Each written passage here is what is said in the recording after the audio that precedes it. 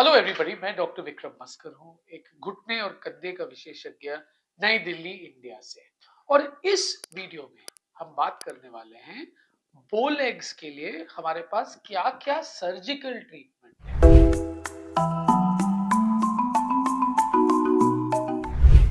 तो पहले हमें समझना पड़ेगा कि ये बो लेग्स होती क्या है। तो आइए देखते हैं। तो ये हमारा पैर है। तो पैर में जांग की हड्डी होती है ऊपर की तरफ और पैर की हड्डी होती है।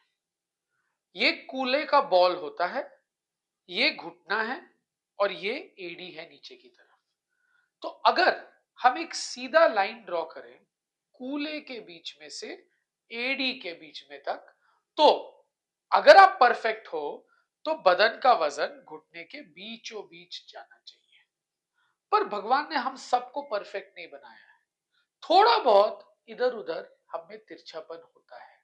जैसे इंडियन मूल के लोग अगर आप देखोगे, देसी लोग जो है उनके घुटने थोड़े ऐसे होते हैं, मुड़े हुए, अर्जुन की बाण की तरह। मतलब अगर हम एक स्ट्रेट लाइन ड्रॉ करें कूले से लेके एड़ी तक, तो ये घुटने के अंदरूनी हिस्से में चली जाती है। ये जो है, जो हम में ज्यादा कॉमन है, इसे हम बो लेग्स बोलते हैं। और ये उल्टी जो विदेशी लोगों में ज्यादा कॉमन है, उसको हम नॉक नीज बोलते हैं। नाउ बो लेग्स जो है ये एशिया में काफी कॉमन है। थोड़ा बहुत तिरछापन हम एक्सेप्ट करते हैं। हाउएवर अगर तिरछापन जरूरत से ज्यादा हो तो इसमें ट्रीटमेंट करना इंपॉर्टेंट है। तो इसकी ट्रीटमेंट आवश्यक क्यों है? नाउ अपने आप को मिरर में देखिएगा, दोनों पैर इकट्ठे करके अटेंशन खड़े हो जाओ। थोड़ा बहुत बोइंग नॉर्मल है। अपने आप को ओवर डायग्नोज मत करो कि मुझ में कमी है। पर अगर ये जरूरत से ज्यादा है, जरूरत से ज्यादा मतलब हमें कैसे पता चलेगा? एक विशेष एक्सरे आता है जिसे हम स्टैंडिंग स्कैनोग्राम बोलते हैं। मतलब खड़े होके कूले से लेके एड़ी तक एक एक्सरे लिया जाता है और देखा जाता है कि बदन का वजन कहां जा रहा है। 1-2 डिग्री यहां वहां नॉर्मल है, कोई टेंशन वाली बात नहीं है।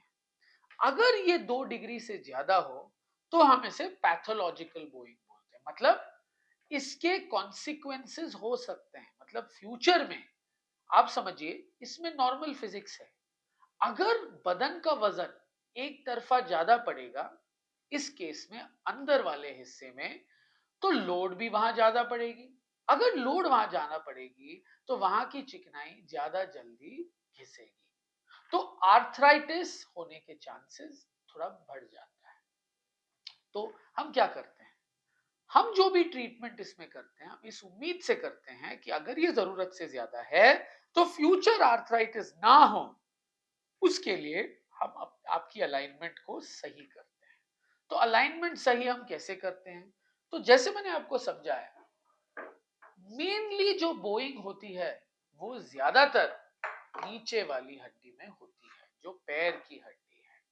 और मैक्सिमम बोइंग ऊपर वाले हिस्से में होती है, पैर की हड्डी में।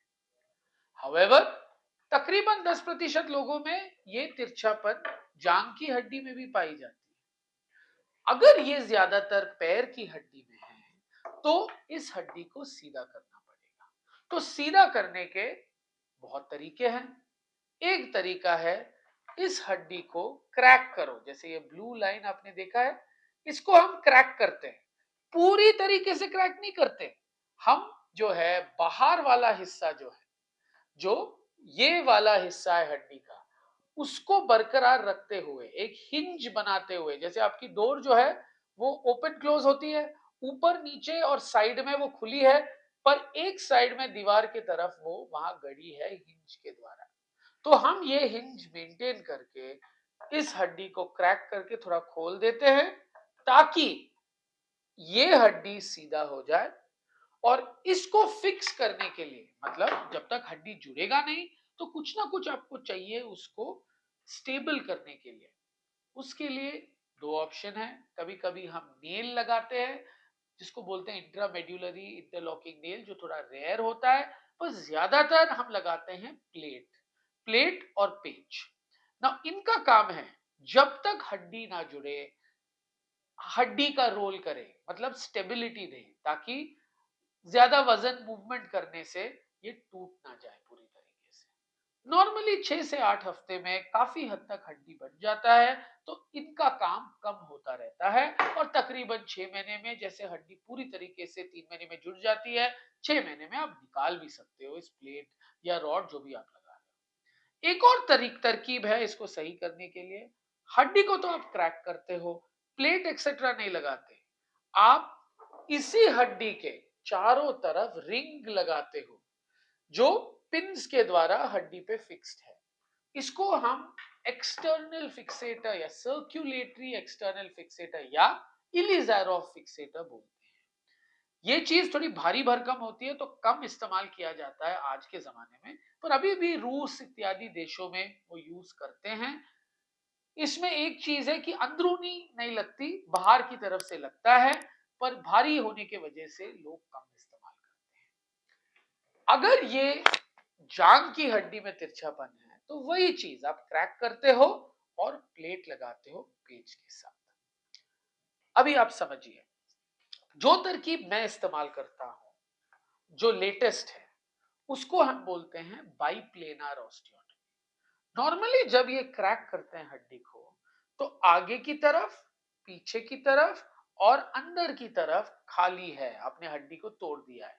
बस एक तरफा जो बाहर की तरफ है, उसे आप एक हिंज बना के बरकरार रखते हो। इससे थोड़े ज्यादा समय लगता है हड्डी को जुड़ने के लिए। मैं क्या करता हूं, मैं एक एल शेप्ड ऑस्टियोटॉमी करता हूं, जो आप देख सकते हो, ये ब्लू मार्क। इसमें आगे का और बाहर का हिस्सा जो है वो हड्डी बरकरार है, मतलब वो टच कर रहा है, जिसके वजह से जल्द फ्यूजन या हीलिंग हो जाता है। क्योंकि ये ऑस्टियोटॉमी की कॉन्फ़िगरेशन, मतलब जैसे मैं करता हूं, ये क्रैकिंग और जो औजार या इम्प्लांट हम यूज करते हैं, उस हड्डी को स्टेबल रखने के लिए, जब तक कि वो जुड़ ना जाए, वो बहुत स्ट्रांग होती है। तो वेट बेरिंग, मतलब आप वजन जल्दी लगा सकते हो। इसीलिए मैं दोनों इकट्ठे भी करता हूं एक ही सिटिंग में, और मेरी काफी पब्लिकेशन है उसके ऊपर, मतलब जर्नल इत्यादि में मैंने छापा है कि इसमें जो है रिहैबिलिटेशन काफी जल्दी हो जाता है। पेशेंट अपने पैर पे तकरीबन 3 हफ्ते में खड़ा हो जाता है वॉकर के सहारे। मुझे उम्मीद है इस वीडियो के द्वारा आप बो लेग्स के बारे में काफी जानकारी उपलब्ध हुई है आपको। इससे क्या हानि पहुंचा सकता है आपके बॉडी को, और तीसरा, इसका ट्रीटमेंट क्या है, क्या ऑपरेशंस होते हैं इसको सही करने के लिए। अगर आपको मेरा वीडियो पसंद आया, please like and subscribe to my channel and please follow me on Instagram. Thank you.